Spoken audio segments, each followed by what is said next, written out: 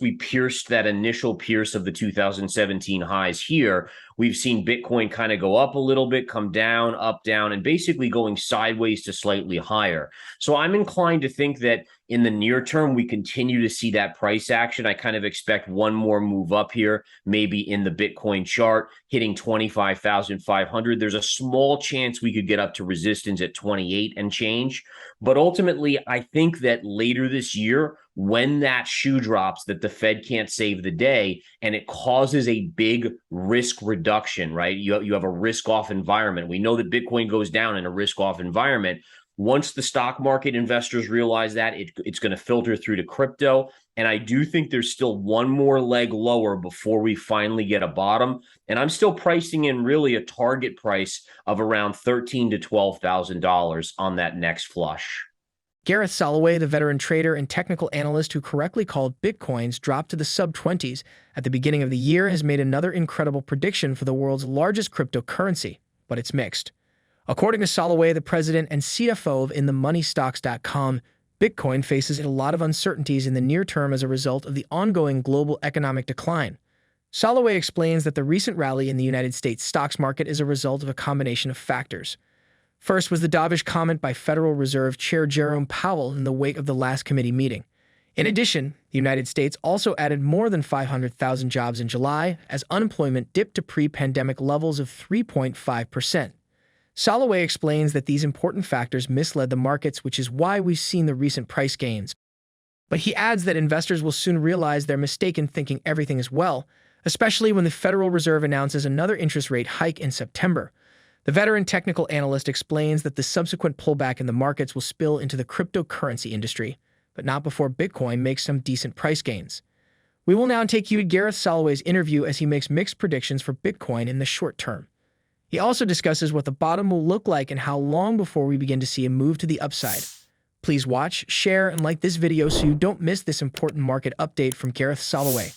Also, ensure you drop your comments and observations below and subscribe to the channel for more videos like this. Thanks, and enjoy the video. But if you break this line, this is a definitive trend line connecting all these lows. That's where I think you start to flush. You'll probably get a small bounce at the previous 2017 high and then eventually break through that. So I think, again, yeah, short-term neutral to positive on Bitcoin from here. And then, again, later this year, you got to expect one more flush out. And it probably will be the nastiest and the worst in terms of fear, because always the end of cycles are the scariest, right? Where things, imagine seeing Bitcoin at 12 or 10,000, everyone's going to start to doubt, like, will Bitcoin survive? Can it survive? That's when you actually, as an investor, need to start thinking about really buying into it. You can see the kind of the angle on Bitcoin's been very sideways to slightly up. It's not been vertical bouncing. And I think part of that, and what's interesting is if you look at the NASDAQ's really ripped up, and those usually coincide. So a lot of people have been saying, well, why hasn't Bitcoin had a big move up like the NASDAQ instead of just going slightly up sideways? And I think the answer there is that, with Celsius and Voyager and all these other ones, you have a lot of money that's just scared. Like, who wants to put their money in with these brokers and be in crypto when who knows what the next shoe to drop is, which broker is going to go under, which one's going to file for bankruptcy. So I think that's kind of keeping a lid on the upside price in Bitcoin as well.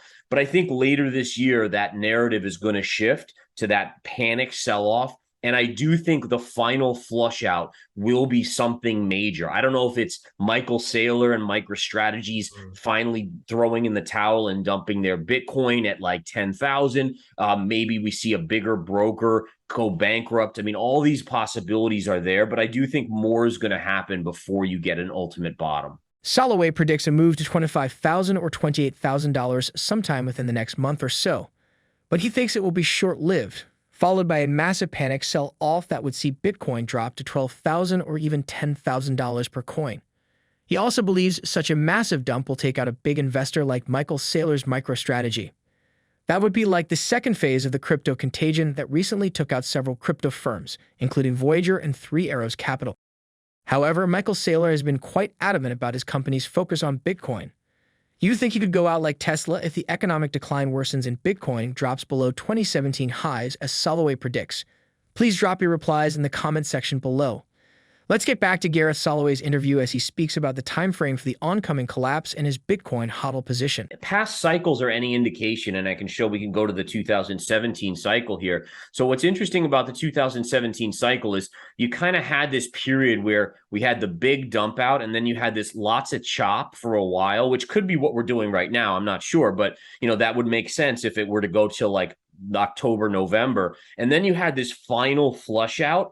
And then notice how it took a while for it to kind of digest before finally starting to make that next move up. So again, if you look at this final flush, it kind of bottomed out in December of 2018. And then the next move up, you could arguably say kind of started in April. So my guess is you have about 6 months of chop around the lows where you have people that are saying, this is the worst. And then you have people that are nibbling, maybe smart money starting to buy down there. And you get that kind of exchange where neither side is winning. They're just exchanging shares from people that are fearful with people that are buyers and saying, okay, this is the right time to accumulate. So my guess is, yeah, you'll see usually bottoms, you'll see a lot of chop as the bottom is made.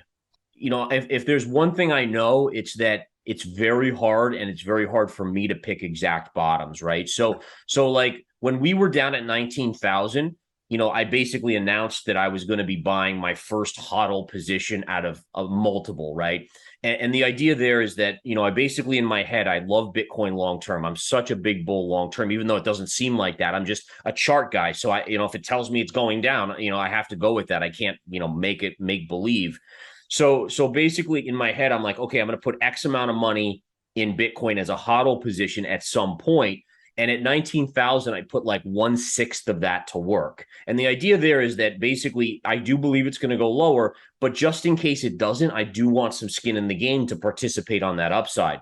So basically 1/6 in at 19, if it dropped another 2,000 to 3,000, I do another 1/6, another 2,000 to 3,000, another 1/6, basically dollar cost averaging all the way down to like 10,000. And then the way I look at it is like, even if it goes to 10,000, if my average price is 15,000, and it's going to 100 or 150 or 250, like at that point, it's a rounding error, So again, I think investors need to really be aware that even the pros, it's almost impossible to pick the exact low. So why try? Just kind of generally say, okay, well, this is a good level if I have that long-term thesis. And then you just start to kind of dollar cost average in. In his interview with Tony Edward of the Thinking Crypto YouTube channel, Soloway also gives a quick update on two altcoins, namely Ethereum and Polkadot. Unlike Bitcoin, Ethereum has seen more price gains recently. As of press time, the native cryptocurrency of the Ethereum blockchain platform is exchanging hands at $1,712, a 39.56% increase in the past month. Here is Gareth Soloway's on Ethereum. Number one is I think that Ethereum is going to survive. I think it's got enough built on it where it's going to survive. The question is, how low does it go? And I think, again, in terms of the chart, what's amazing about the chart is we have hit resistance here on Ethereum. You can see these pivot lows right here. And then look at exactly where price went. It pulled back. Now it's trying to break through there. If it does break through there, maybe we get up to this 2,000 level. Maybe an off chance we get to this downsloping line, which connects all the recent highs. But the bottom line is, to me, this is just an interim rally before another leg lower. And the key is, where are we going to go? And my guess is you're looking at like $650 or so. I think that would coincide nicely with the 12 to 13,000 level on Bitcoin. So I do think, again, you have that potential downside, but this is, again, one that I think will survive. So it's one that I'm very interested in kind of hodling at the right levels. I don't have any yet. I was actually going to buy my first one at like 830 right here. There was this little pivot point right here, and it just never got there. It never got there, so I didn't get filled. But the bottom line is, as a trader, you learn very quickly that you'll miss a bunch of trades, and that's okay because there's always more trades coming around the corner. Ethereum is interesting. If you look at some of these other ones, Polkadot, for instance, we can zoom in on Polkadot. Polkadot's trying to have a little bit of a bullish run here. It has to break this area, $8.80. But if it breaks 880, I think you have a shot of going to maybe $10.80. So, I think there is some near-term upside in some of these before that leg down. It's just a matter of your time frame. Like, not everyone can be a swing trader. If you're not a swing trader, just sit on the sidelines or dollar cost average in. What do you think about Gareth Soloway's analysis on Bitcoin, Ethereum, and Polkadot?